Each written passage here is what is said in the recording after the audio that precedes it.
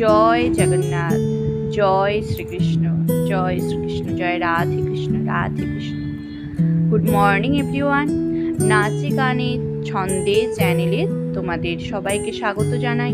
আমি শুভার্থী তোমাদের সঙ্গে আছি। আচ্ছা, তোমাদের বলি যে আমাদের ঠাকুর ঘরে আলাদা ঠাকুর আছে ঠিকই, কিন্তু আমার এই শোকেসে আমি কিছু ঠাকুর রেখেছি এবং তাদের ধূপ দিই আর ধীরে ধীরে ফুল দিতে শুরু করি, জলও দিই। তো আমি গোপাল সেবা সেইভাবে করি না। তোমাদের কাছ থেকে জানতে চাই এটা আমি ঠিক করি কি ভুল করি, তোমরা পারলে বলবে। আমার 5 বছর আগে বিয়ে হয়েছে, তো বিয়ের গিফট হিসেবে আমি 2জন গোপালকে পেয়েছিলাম। তো আমার শাশুড়ি মা সবাই বলেছিল যে এমনি রেখে দিতে, শোকেসে রেখে দিতে। তো সব ঠাকুরের সঙ্গে তাকেও রেখে দিয়েছিলাম। যখন আমার পেটে আমি প্রেগনেন্ট হলাম, তখন সবাই বললো ঠাকুরকে একটু ধূপ দিতে। তো আমি ধূপ দিতে শুরু করি, কিন্তু সব ঠাকুর আছে আর গোপাল ঠাকুর ওরকম খালি গায়ে আমার কীরকম লাগতো, তাই নিজে জামা পরিয়ে তাকে এমনি ধূপ দেখাই। তো সবাই বললো, তারপরে খুব ইচ্ছে হয়েছিল যখন বাচ্চা হয়ে যায়, আমার মেয়ে হয়ে যাওয়ার অনেক পরে আমার ইচ্ছে হয়েছিল গোপাল ঠাকুরকে প্রত্যেকদিন নিত্য সেবা করার, কিন্তু সবাই অনেক ভয় দেখিয়ে দিল যে অনেক নিয়ম কানুন আছে, খুব নিষ্ঠা করে করতে হয়, একদিনও মিস করা যায় না। তো উনি খুবই জাগ্রত।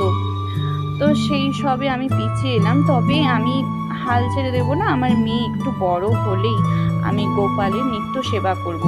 তো এখন আমি জাস্ট গোপালকে সাজিয়ে রেখেছি এবং প্রতিদিন ফুল আর জলটুকু দিতে পারি, কারণ আমি স্কুলে চাকরি করি, আমাকে ভোর ভোর বেরিয়ে যেতে হয় আমার মেয়েকে নিয়ে, মেয়ের জন্য খাবার দাবার তৈরি করে তো আমাকে স্কুলে বেরিয়ে যেতে হয়, আস্তে আস্তে 2টো বেজে যায়।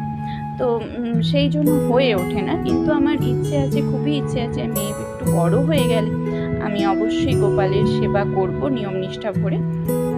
তো তোমরা বলবে এটা আমি ঠিক করি কিনা। আর আমার মেয়েরও প্রথম থেকে আমি ওকে এরকম ফুল দিতে শিখিয়েছি, ওরও খুব নিজের মধ্যে একটা ভক্তি আছে।